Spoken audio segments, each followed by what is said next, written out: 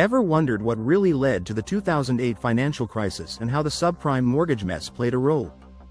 The 2008 financial crisis was one of the most significant economic downturns in recent history, with far-reaching consequences that still affect us today. At the heart of this crisis was the subprime mortgage meltdown, a perfect storm of reckless lending, poor regulation, and unchecked greed. In this video, we're going to explore the causes and consequences of the subprime mortgage crisis and how it contributed to the 2008 financial crisis.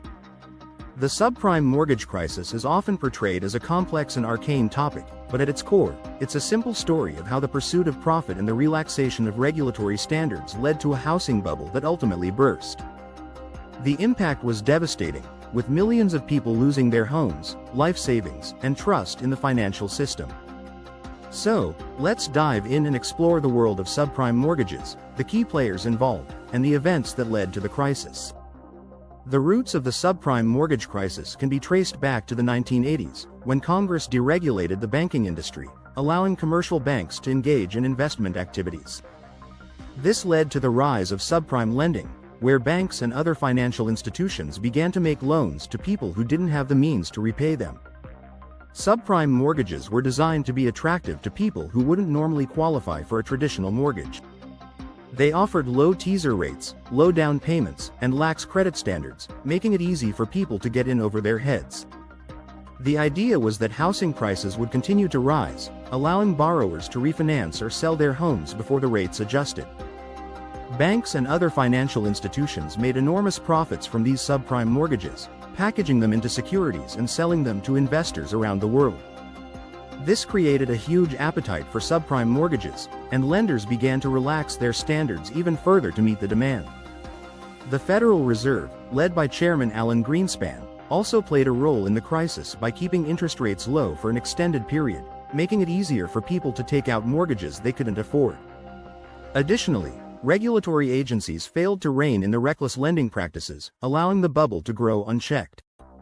As housing prices continued to rise, more and more people were encouraged to take out subprime mortgages, even if they didn't have the means to repay them. This created a housing bubble, where prices were detached from reality.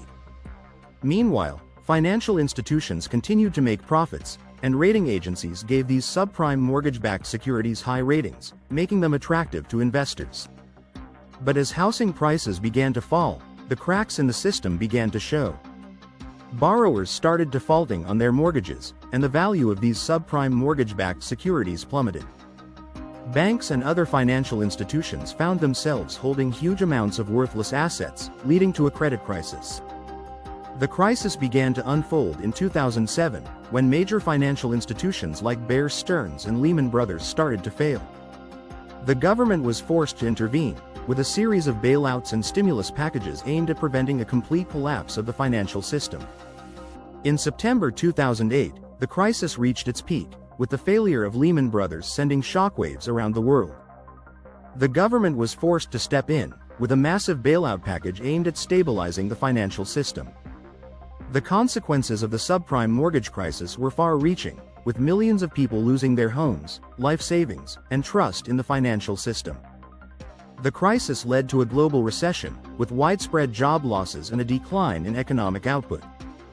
The crisis also led to a renewed focus on financial regulations, with the passage of the Dodd-Frank Act aimed at preventing another crisis. The crisis also led to a shift in the way we think about the economy, with a greater emphasis on inequality and the role of the financial system in perpetuating it. In conclusion, the subprime mortgage crisis was a complex and multifaceted event, driven by a combination of factors, including reckless lending, poor regulation, and unchecked greed. The crisis had far-reaching consequences, leading to widespread job losses, home foreclosures, and a decline in economic output. So, what did we learn from the subprime mortgage crisis?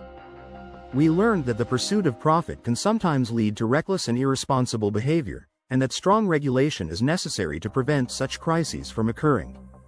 We also learned that the consequences of such crises can be far-reaching, affecting millions of people and having a lasting impact on the economy.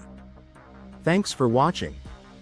If you have any thoughts on the subprime mortgage crisis, please leave them in the comments below. And if you want to learn more about financial regulations, be sure to check out our next video on the topic.